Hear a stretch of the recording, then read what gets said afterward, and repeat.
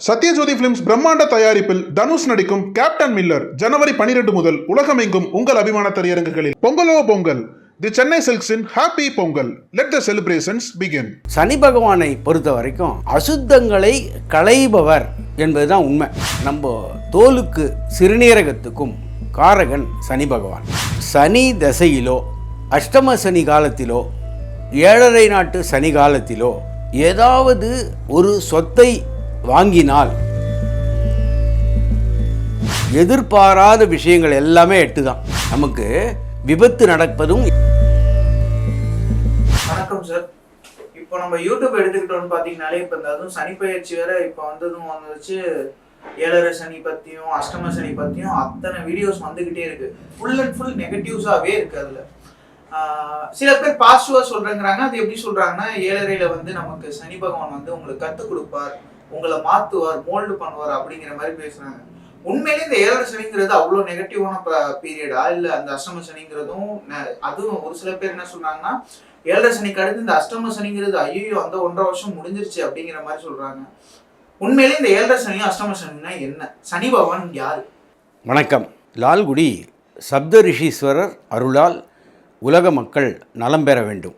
பொதுவாக சனி பகவான்னு சொன்னாலே ஏதோ ஒரு கெடுதல் தரக்கூடியவர் என்ற எண்ணம் இருக்குது. ஒரு சமுதாயத்தில் ஆசிரியர் எவ்வளவு முக்கியமோ அதே அளவுக்கு ஒரு வணிகரும் முக்கியமானவர், அதே போல துப்புரவு தொழிலாளியும் முக்கியமானவர். சனி பகவானை பொறுத்த வரைக்கும் அசுத்தங்களை களைபவர் என்பதுதான் உண்மை.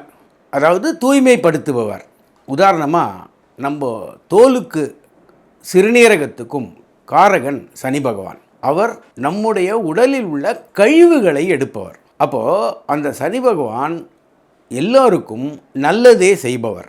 பொதுவாகவே சனி தசையிலோ அஷ்டம சனி காலத்திலோ 7.5 நாட்டு சனி காலத்திலோ ஏதாவது ஒரு சொத்தை வாங்கினால் அந்த சொத்து உங்களை விட்டு வெளியே போகாது. சனிக்கிழமைக்கு பேரே ஸ்திரவாரம். Everything is permanent. Shani Bhagavan கொடுத்ததை யாராலும் எடுக்க முடியாது. இந்த 7.5 நாடு அஷ்டம சனி என்பதெல்லாம் ஒரு தவறான புரிதல். எல்லா கிரக பெயர்ச்சியையும் சந்திரனிலிருந்து கணக்கெடுக்கிறோம். அதுவே முதல் தவறு. காரணம், ஜென்மத்தில் சனி எங்கே இருக்கிறாரோ அது கோச்சாரத்தில் மாறக்கூடிய இடத்தை வைத்து தான் கண்டுபிடிக்கணுமே தவிர சந்திரனை வைத்து கண்டுபிடிப்பது தவறு. மனம் மட்டுமே வாழ்க்கை ஆகாது. நாம் ஒரு பெரிய பதவியில் வர வேண்டும் என்று ஆசைப்படுகிறோம், ஆனால் வருவதில்லை. அப்போது மனம் போல் எல்லாம் நடக்க வேண்டும் என்றால் நானும் பெரிய அதிகாரி ஆயிருக்கணுமே, அது போல அல்ல. அப்போது 7.5 நாட்டு சனியில் கோடீஸ்வரரானவர்கள் இருக்கிறார்கள், அஷ்டம சனியில் அதிர்ஷ்டம் பெற்றவர்கள் இருக்கிறார்கள். காரணம், சனி பகவான் எல்லோருக்கும் கொடுத்து பழகியவன், கெடுத்து பழகியவன் அல்ல. அப்போது சனி பகவான் அனுபவத்தை மட்டும் தருவார் என்பதை ஏற்றுக்கொள்ள முடியாது. கேதுவை சொன்னாலும் அனுபவத்தை தருவார் என்றால் ஒப்புக்கொள்ளலாம். சனி பகவானை வேண்டுவதால் அதிகமான நல்ல பலன் கிடைக்குமே அல்லாமல் தீய பலன் கிடைக்காது. திருநள்ளாறில் இருக்கக்கூடிய மரம் வன்னி மரம். வன்னி மரத்தை பழைய கால புத்தகங்களில் நூல்களில் பார்த்தா மகாலட்சுமியின் மரம் என்று சொல்லப்படுகிறது. அப்போது மகாலட்சுமி யோகத்துக்கு என்ன வரணும்? சனி பகவானை வேண்டினால்தான் மகாலட்சுமி யோகமே வரும். அப்போது சனி பகவான் நமக்கு கீழே பணியாற்றுபவர்களை தெரிவிப்பவர். கீழே இருக்கக்கூடிய பணியாட்கள் ஒழுங்காக வேலை செய்தால்தான் நான் பணக்காரனாக முடியும். அப்போது அந்த பணியாட்களுடைய ஒத்துமை, நமக்கு ஒத்திசைவு கொடுப்பது தான் சனி பகவானுடைய வேலை. சனி நன்றாக இருந்தால்தான் மேனேஜ்மெண்ட் என்று சொல்லக்கூடிய மக்களை ஆளும் தன்மை கிடைக்கும். சூரியன் மட்டுமல்ல, சனியும் நன்றாக இருந்தால்தான் அரசியலிலேயே நல்ல நிலைமைக்கு வர முடியும். சனி நல்ல நிலைமைனா எப்படி சொல்றீங்க? ஒரு எக்ஸாம்பிள் சொல்லுங்க சார். குரு இருக்கும் இடத்தை கெடுப்பார், சனி இருக்கும் இடத்தை விருத்தி செய்வார், பார்க்கும் இடத்தை கெடுப்பார். அப்போது லக்னத்தில் ஒருத்தருக்கு சனின்னு வச்சுக்கோங்க, அவருக்கு நீண்ட ஆயுள். 8இல் சனி, நீண்ட ஆயுள். காரணம், 8ஆம் இடம் ஆயுள் ஸ்தானம். அப்போது சனி இருக்கும் இடத்தை விருத்தி செய்வார். அப்போ அஷ்டம சனியில் ஆயுள் கூடுமே தவிர குறையாது. 8ஆம் இடம் அதிர்ஷ்டத்தை குறிப்பது. அப்போ அஷ்டம சனி வந்தால் என்ன செய்யணும்? அதிர்ஷ்டத்தை அதிகப்படுத்துவார். எதிர்பாராத விஷயங்கள் எல்லாமே 8 தான். நமக்கு விபத்து நடப்பதும் 8, எதிர்பாராமல் லாட்ரி டிக்கெட்டு விழுவதும் புதையல் கிடைப்பதும் 8. அப்போது 8ஆம் இடத்துக்கு உரிய சனியாகப்பட்டவர் அந்த இடத்தில் திடீர் தனலாபத்தை தருவார்.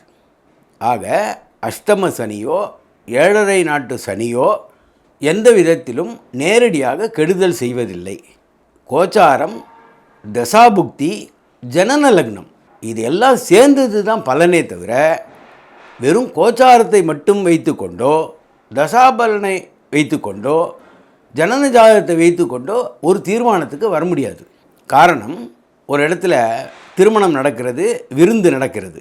முதல்ல விருந்துக்கான இன்விடேஷன், அழைப்பு நம்மளுக்கு கிடைக்கணும். அன்றைய நாளில் ஊரில் எந்த போராட்டமும் இல்லாமல் நாம் அந்த இடத்தை அடைய வேண்டும். அப்படி அடைந்தாலும் நமக்கு பசி இருக்க வேண்டும் சாப்பிடுவதற்கு. அப்போது 3 நிலைகளை கடந்தால்தான் ஒரு விஷயத்தை அடைய முடியும். அழைப்பிதழே இல்லை என்றால் நாம் போக முடியாது.